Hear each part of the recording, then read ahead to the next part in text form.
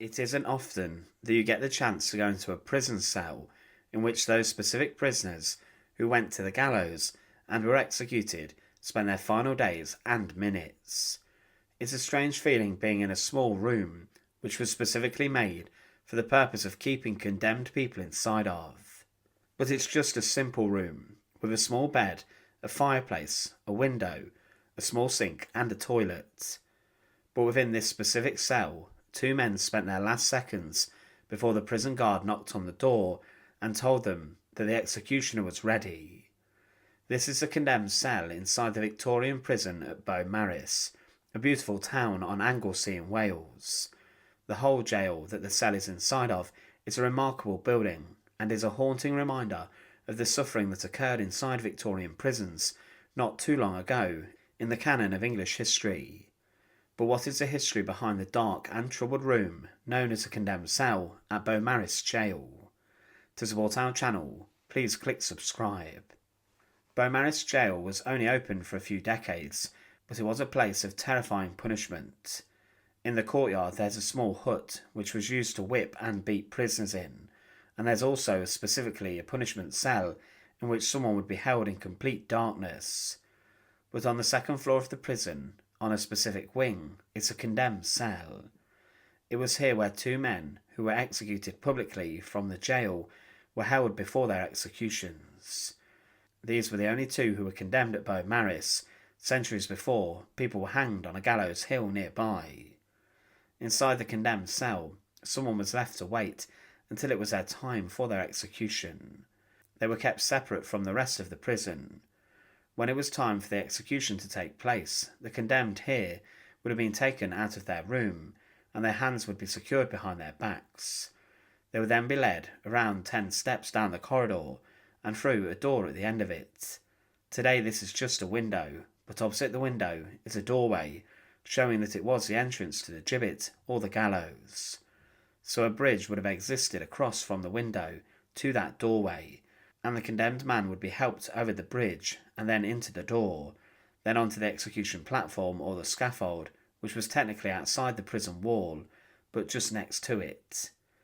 Down below there would be many hundreds of people who were gathered to witness the execution from Beaumaris Gaol.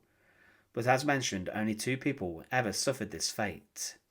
Going back to the condemned cell, you can see that the room is actually larger than some of the other cells inside the prison. This was one man's room. He would not share it with anyone, and he had space here to move around. It was also better lit than the other cells in the jail, and this may have been to allow someone some respite from the tough conditions following the passing of their death sentence, and they would also have to contend with the fact they knew their death was coming soon. Possibly the more space and better conditions in the room was to ease the suffering slightly for the prisoner. There is also a fire which is rare for the prison, as one of the only other rooms to have this inside of a cell or a room is inside the warden's office and rooms. So the condemned would be able to have a fire in their room in winter to keep them warm, and presumably they would be held under very close watch to prevent any possible injury from the fire. The bed inside this cell is a standard prison issue bed from the time, and they were given reading materials also to help with the boredom of being virtually held in solitary confinement on their own. Regarding the bed specifically, it looks pretty much like a wooden table, which would have been very uncomfortable. The toilet in the corner of the sink allowed for the condemned to do their business within the privacy of their own room, and this would have been plumbed into the prison sewer system. And there was also a small sink for daily washes. Showers were practically non-existent, and the condemned would not be given one. Priests would also come to visit to help the mental toll, and they would also remain with the condemned throughout until the very end. Usually a period of 3 weeks was left between the sentence and the execution to allow relatives, friends, and even lawyers to petition to the Crown for a pardon. But inside the condemned cell, this was where prisoners would spend their final weeks. One of the two men who spent their final days in that specific room was William Griffith, who was hanged on the 15th of September 1830. He was condemned for attempting to murder his wife Mary. He had been separated from her, but they had a violent argument one evening, and when help was summoned to the house, William Griffith's wife was found with her head beneath the fire grate covered with hot coals. He had also tried to strangle her, and she was severely wounded and burned, but alive. At the trial, after being found guilty, he was locked up in Beaumaris Prison, and inside of the condemned cell he was regularly visited by members of the clergy, and they tried to convince him to accept God, but this did not work. It was said of one of the priests that Griffith died as he lived without any manifestation of Christian feeling or even of manly firmness. He was said to have been actually mentally disturbed, and the condemned cell made things worse for him. Griffiths was witnessed on the day of his execution attempting to jam the door of the condemned cell shut to prevent guards getting in, but the door was eventually forced open. He screamed and cried out as he was taken on the walk along the corridor to the gallows, and he continued to struggle. A huge crowd had been gathered in the streets below in Beaumaris to witness his execution, and he went through the gallows in front of them. The second man who was locked up inside the condemned cell in Beaumaris Gaol was Richard Rowlands. He was the son of a local farmer, and he became notorious in the region. He murdered his father-in-law brutally, and it was said his head had been battered by a hammer, and Rowlands was quickly implicated.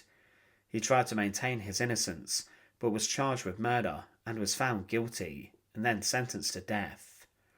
Inside of the condemned cell, Rowlands protested his innocence, and ministers tried to get him to confess to his crimes for the sake of the jury, but he continued to say he hadn't done anything. His wife and son, by his first marriage, as well as his brothers, entered his cell on the Wednesday before his execution, and his wife fainted as she was so distressed.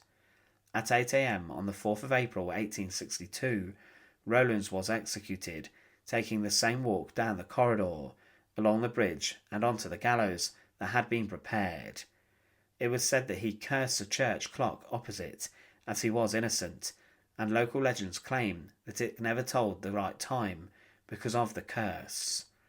Both of the men were then buried inside the walls of the prison. Their bodies were allegedly covered in lime to decay them quicker. Now, being inside of the condemned cell at Beaumaris Gaol, it is a rather frightening ordeal and thought.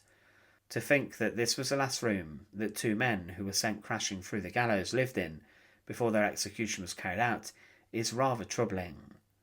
On the same floor that I was stood on, they took their final steps, accompanied by prison guards as they walked out to the gallows.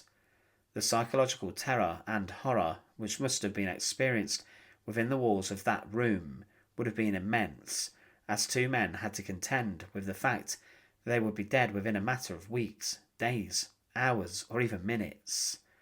The condemned cell inside Beaumaris Gaol is certainly a terrifying room, but one that has immense history and intrigue. Thanks for watching. To support our channel, please make sure to subscribe, and once again, thank you so much for watching.